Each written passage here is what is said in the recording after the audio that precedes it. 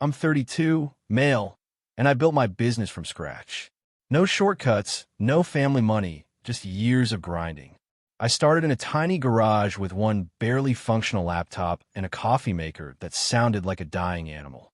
I worked ridiculous hours, slept under my desk more often than I care to admit, and poured everything I had into making it succeed. After years of hustle, it finally took off. My parents always seemed supportive. My mom would say how proud she was, and my dad liked to brag about me to his friends. But then there was my brother, 35, who took a different path. He bounced from one failed venture to the next, constantly trying but never quite making it. The family always made excuses for him. He's just finding his way, while I apparently had to be the responsible one. So, when I brought him into my company for a minor role, it was mostly out of guilt. I figured it'd help him get on his feet. A chance for him to learn something, maybe even grow. Spoiler, that didn't happen. At first, everything seemed fine. He was charismatic, got along well with the team, and acted like he was finally turning things around. But slowly, things started to go wrong. Deals fell through. Investors I'd spent months building relationships with suddenly stopped responding. There were whispers about bad decisions and reckless promises, decisions I had no clue about. I knew something was off, but I didn't want to believe it. Then, one of my business partners pulled me aside. He had receipts, emails, contracts, even voice recordings. My brother had been meeting with investors behind my back, pitching them a new version of the company. My company. He told them I was out of touch, that he was the real visionary, and they'd be better off without me. And it wasn't just talk. He forged documents, used my name without my consent, and leaked internal data to prove he was in control.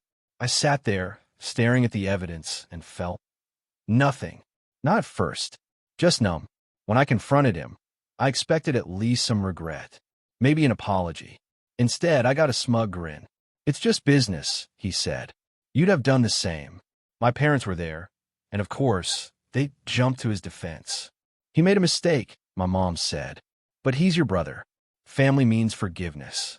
My dad chimed in, like it was the most reasonable thing in the world. "You're both successful now. There's enough to go around. Just move on." Move on? He tried to rip away everything I built. And they wanted me to pretend it didn't happen because of blood? They made me out to be the petty one for not wanting to help him recover. I didn't yell. I didn't argue. I just nodded, left, and made my decision. First, I called my lawyer. I wasn't going to let him walk away from this. We gathered every piece of evidence. The forged documents, the stolen data, the fraudulent promises. My lawyer laid out the legal options, and I made sure we went for everything.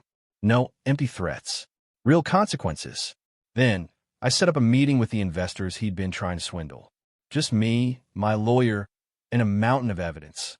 The look on their faces when I laid it all out? Priceless. Within days, every single one of them pulled out. Whatever illusion my brother had spun dissolved in an instant. He had nothing. And it didn't stop there. Employees started resigning. Clients withdrew.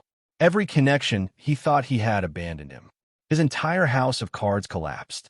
And when the lawsuits hit, he couldn't weasel his way out. Fraud, breach of contract, damages, the whole deal.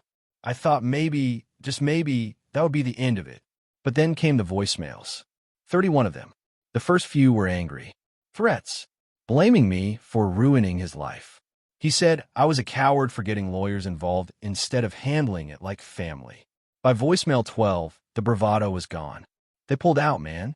Everyone. I didn't think they'd believe you. Message 18? Straight up begging. Please. I'll fix it.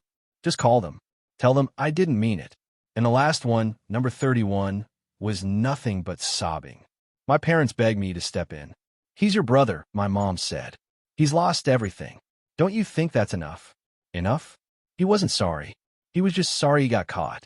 And they still wanted me to be the one to fix it. That's when I realized, to them, it didn't matter what he did. He could burn the whole world down, and I'd still be expected to hand him the matches. So I didn't respond.